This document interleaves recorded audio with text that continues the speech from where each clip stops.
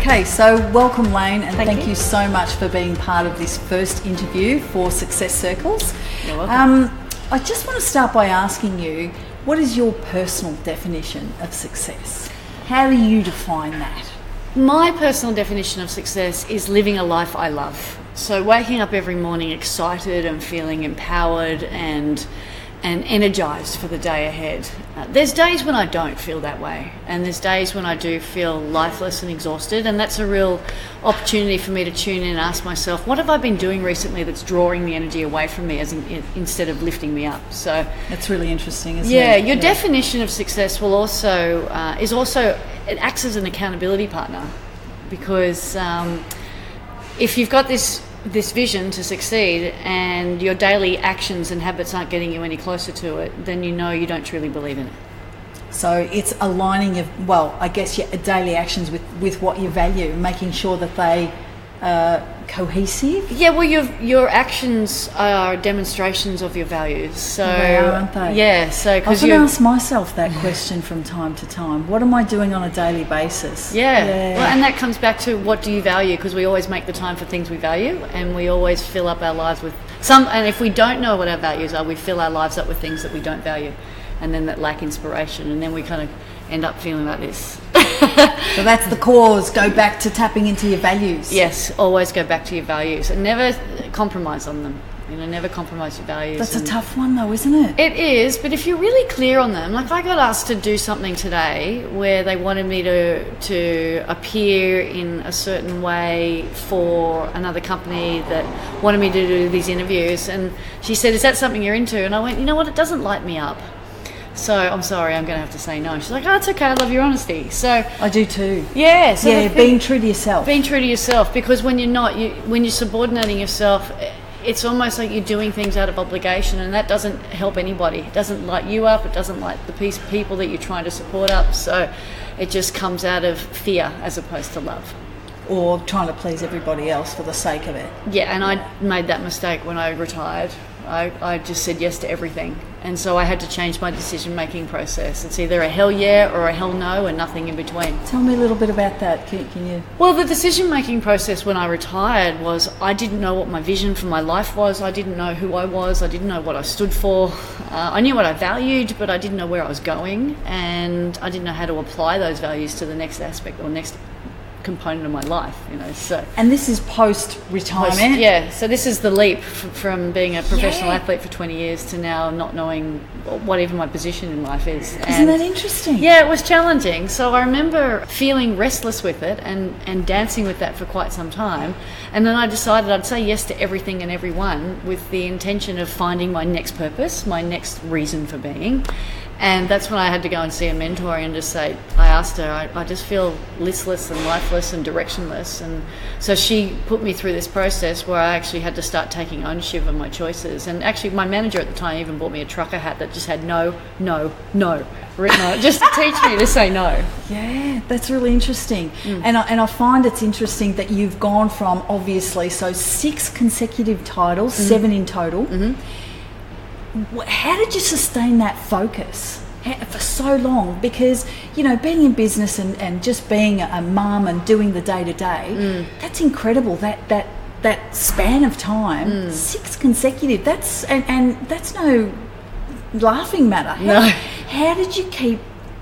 How did you sustain that focus? Well, the first thing was I defined my vision. I knew exactly where I wanted to be, and that was the best of the best. And I looked at the record books, and Kelly Slater had won 5 in a row, so I went, okay, I'm going for 6. So I knew where I was heading, what I was after, and it wasn't until I won it did I understand what was driving me, and that's a whole nother story. But first, know where you're going. Secondly, surround yourself with people who can help you achieve it, and then be open to feedback. And ultimately, the one thing that kept me going was my relentless pursuit of improvement. I was always coming back and reinventing myself every year, because otherwise I got bored. So I had to maintain a sense of perspective and step out of the sport from time to time. So there's a lot of things that enabled me to achieve that dream. Was there one focal point that, sometimes I go away to conferences and get inspired by lots of different events that you can go to. Yeah. And it's coming back from that event and saying, okay, I love that, but I don't want to lose that in my everyday. Yeah. So then you get back into your everyday and then you get gobbled up in it again, yeah? Yes. So is it a memento? Is it a photo on your diary? What is it that brings this back to, oh yeah, that's right, that's what I... So was there something that you used on a daily basis, or a ritual that you that kept that focus? Yeah. Was it just pure drive? It was pure drive. It was sheer drive. I was so focused on becoming the best in the world, but that ultimately it came down to wanting to prove that I was deserving of love. And so you've got to understand what is driving you. What is driving you to succeed, and what's driving you to achieve this relentless amount of success, and when is enough ever going to be enough? And I had decided that 6 consecutive world titles was enough, so therefore nothing was going to get in my way. That's how I had defined success. That's so interesting that you say that. It was relentless. It was exhausting. Yeah, I bet. It was an emotional roller coaster. It was hard.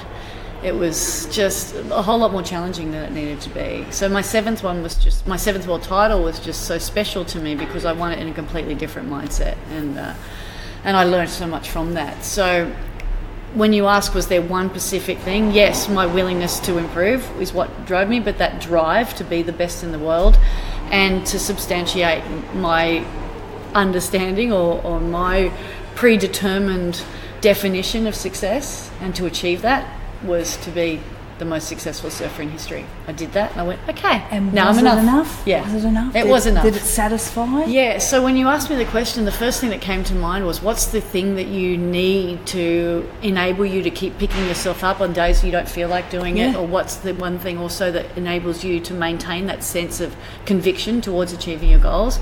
And it starts with your heart. The thing is, we get so internalized in our heads that we start figuring and we stop flowing and we stop feeling. And so if you start tuning into who you are and how you feel about certain things, that will help you make your decisions. What do you mean by figuring? Well, the thing overthinking? Yeah, analytical thinking, critical thinking, figuring it out. Once I've figured it out, then I'll know what to do. Well, actually, your body's already telling you, but you're not tuning into your body, so sooner or later the universe will just tap you or smash you. And I actually was waiting to be smashed before I would start tuning in. So I got smashed so many times. I either had chronic fatigue or debilitating injuries or devastating losses or all these kind of challenges and setbacks, which everyone says everything happens for a reason, which to a degree it does. But if you're not tuning in and you're not listening, then the lows will be exponentially low and the highs will be euphorically high, and you'll just be going through life like this, and that's no fun. So tune in to your gut. To your gut and to your heart. And your heart. Yeah. Listen. That's a toughie, isn't it? It is, isn't it? In it? this day and age, when everything's being thrown at us, social media, people everywhere, throwing constant expectations, images, how it should look, how it should feel. Everyone's got to be successful. Come on. Oh my God, she's doing it. Why aren't I doing it? And so just stop. Yeah, stop comparing yourself to anybody else and start tuning into who you want to be and how you want to feel. Yeah. And that's the most profound advice I can give everyone, because like you say, we are constantly bombarded with images of who we should, would or could be, that we're not enough no matter what state or no matter how successful, no matter how organised. Nothing's ever enough. Yeah. So that comes down to you choosing whether you are enough and what does enough look and feel like to you. So for me, becoming a 6 times consecutive world champion was me being enough. So when you retired and you went surfing for the first time, what did it feel like to surf for surfing's sake? Well, it took me a while to surf for surfing's sake because I was still in this competitive mindset. It took me probably a good 5 years to detach myself from the analytical, critical feedback loop that I was in all the time. You know, I was still surfing to one day maybe make a comeback or one day still compete. And I did compete in the Masters World Championships with the ISA for 2 years and won 2 gold medals. So technically speaking, I have 9 world titles. Let's claim that. Yeah. However, once I detached myself from that, now I surf for the sake of surfing, and I love it more than I've ever loved surfing in my life. What does that feel like? It's so satisfying. It's exciting. It's like nothing else exists. It's just me in the ocean on the waves, nobody exists. I'd rather not having anyone out there. I'd rather not having to communicate with anybody. I just like doing my own thing and just being in my own little bubble. That is my sacred place. That's my sacred space. That would be brilliant. It's beautiful. It keeps my life in balance too. Yeah, and you are one with the water, and of course, I guess it's your birthplace. Well, it's funny that you say that, just to get a little bit spiritual on your viewers here, or your listeners. When I used to think that I surfed because it made me happy, or am I happy because I surf? And I was kind of dancing with that concept. I'm like, why do I do it? Yeah. And it all came from having a really severe injury. But ultimately what we've come down to is the ocean brings me so much joy, because every time I dive back into the ocean, I'm diving back into embryonic fluid. So I feel like I'm an embryo back in the womb. I should say your birthplace. Right, yeah. It is my birthplace. It's where I feel most comfortable, most relaxed, most centered, most calm, most unified, most complete. It's the ocean. And I've been out of the water for 4 days now, and my veins are starting to shrivel up like a lot of the paddocks I'm seeing here in Chairperson. So I'm really starting to get agitated. I need to get back in the water. And when I get home from here, I have the rest of the day off, and I've blocked it out just to go surfing. I don't care what the conditions are. That must be a beautiful feeling. I have 36 boards to choose from, so I have no excuses. That's fantastic. It's a pretty tough gig.